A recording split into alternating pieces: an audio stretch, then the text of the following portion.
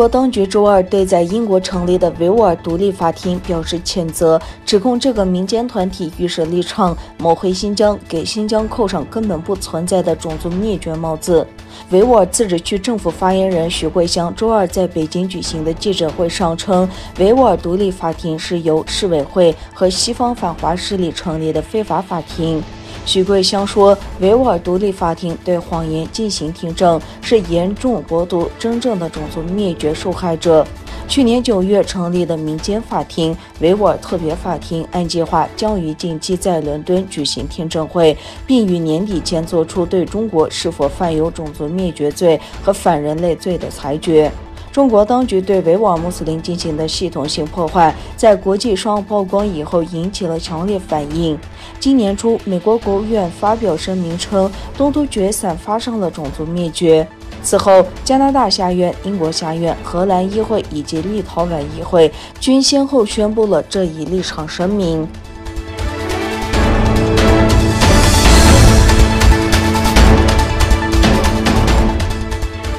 在过去的几年中，东突厥散各行各业的数百万人以社会稳定与秩序为借口遭到任意逮捕，同时许多维吾尔族高官和干部被调查或被卸任。据最新消息，5月20日在乌鲁木齐举行了对中国的种族灭绝行动做出重大贡献的中国干部和警察的颁奖仪式。据中国官方天山网报道，新疆党委书记陈全国在会上致辞，称镇压黑恶势力是稳定新疆的重要任务。分析人士指出，这样的政治口号称为与黑恶势力做斗争，实际上已成为摆脱反共集团的最简单的借口和法律途径。在东突厥散，所谓黑恶势力口号成为了打击维吾尔干部的政治武力。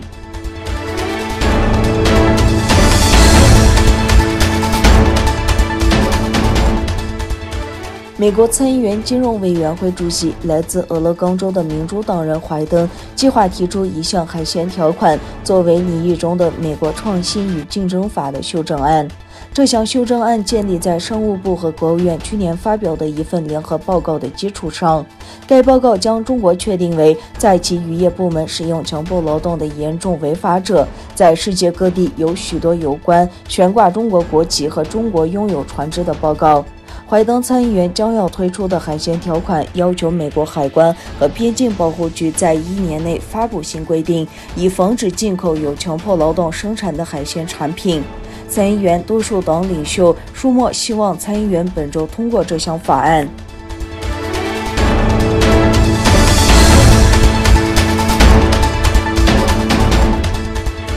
位于加拿大西部的艾伯塔省高级教育部长已致函该省4所大学，要求他们暂停寻求与中国政府或中共有关的实体建立新的或更新伙伴关系。艾伯塔省高等教育部长尼古拉德斯近日致函省内4所大学：艾尔伯达大学、卡尔加里大学、莱斯布里奇大学和阿萨巴斯卡大学，提出了上述要求。尼古拉德斯在信中说：“我对加拿大知识产权可能遭受的剽窃深表担忧，而且更加担心与中华人民共和国的研究合作可能被中国军方和情报机构利用。”加拿大议会于今年2月23日通过动议，称中国正在对维吾尔人实施种族灭绝。